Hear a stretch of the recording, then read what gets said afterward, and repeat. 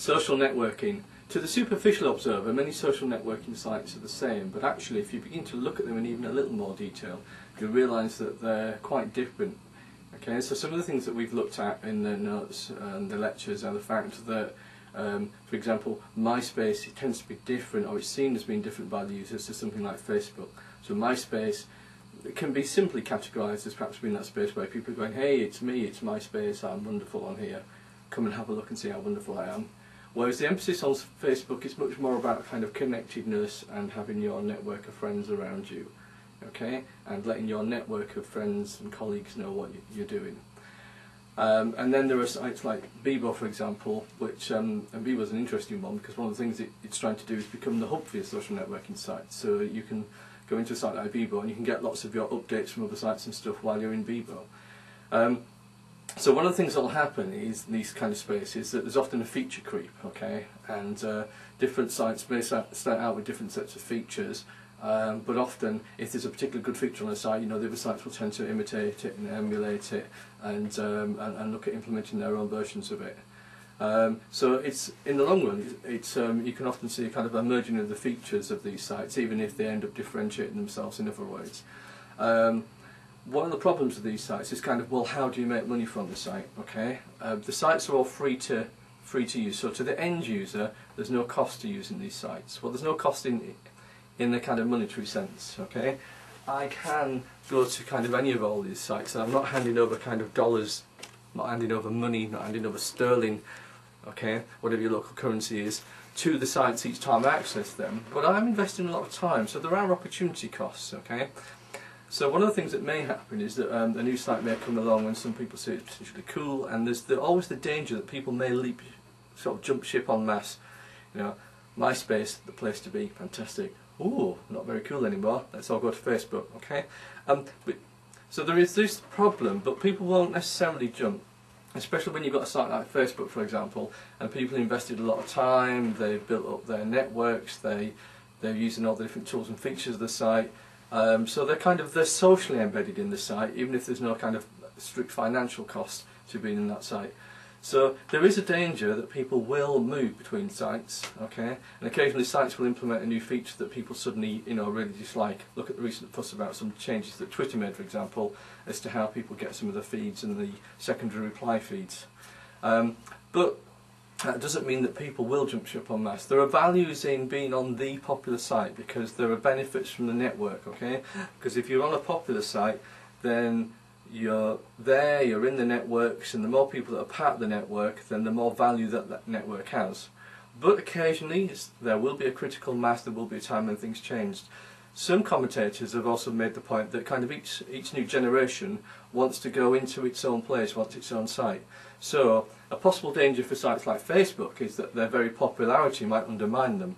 So once your mother, your father, your nan, your teacher, your employer are getting onto sites like Facebook, then if you're the young rebellious type, is that the place you want to be? If you want a place where you can express yourself and let your friends know all the stupid things you're doing, which are wonderful of course at the time, you don't want to do it on the most popular social networking site necessarily.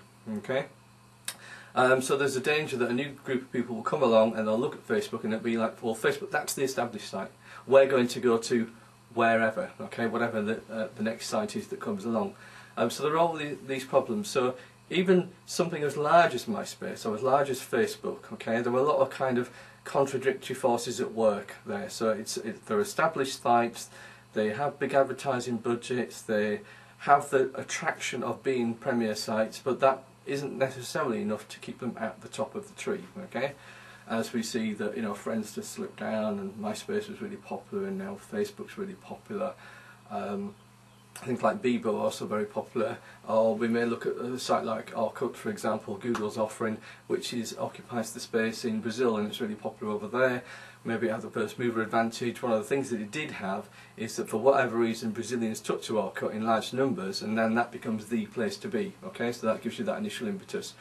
But presumably there'll be a new generation of young Brazilians coming along and looking at Orkut, just as people in this country, in the States, may be looking at Facebook and saying, I'm not sure I want to be on Facebook now because my mother's on Facebook, my father's on Facebook, my teacher, my employer are on Facebook. It's not a cool place to be. Ah, there's a new site.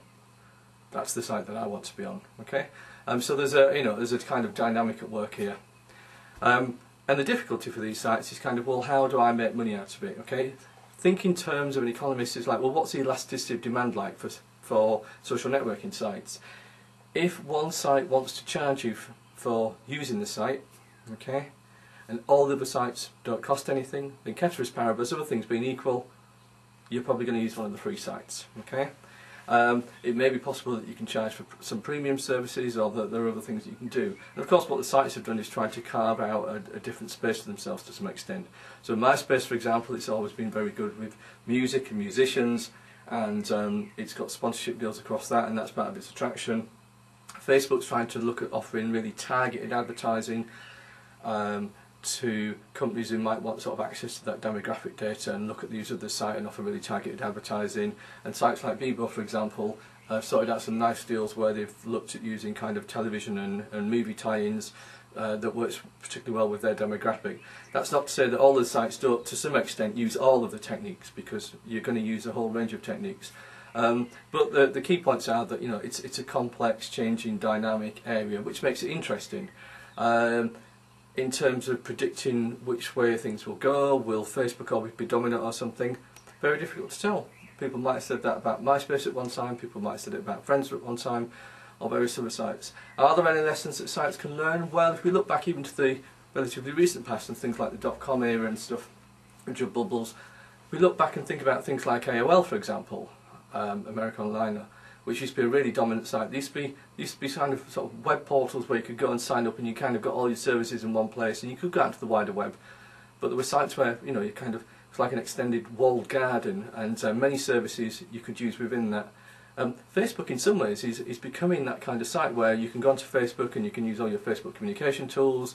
You can do all kinds of things on Facebook that don't require you to go outside of Facebook and use other things.